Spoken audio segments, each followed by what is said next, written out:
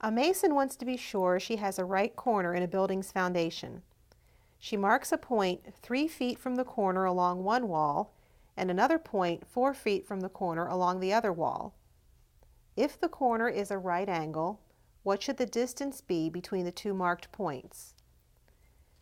You can see that this forms a right triangle with one leg 3 feet, one leg 4 feet, and a hypotenuse of x feet.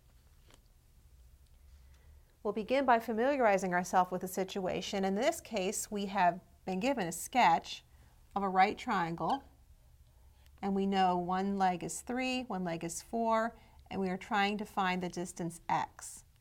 Since we have a right triangle, we can translate using the Pythagorean theorem.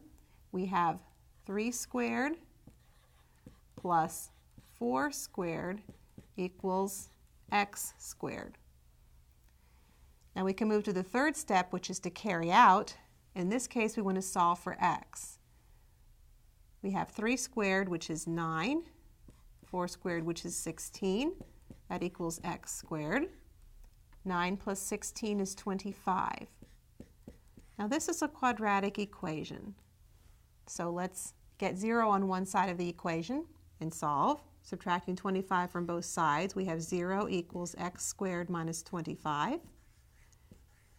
And then we can factor. 0 equals x plus 5 times x minus 5.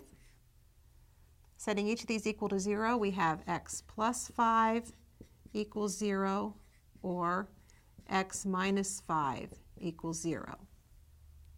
And this tells us then that x equals negative 5, or x equals 5.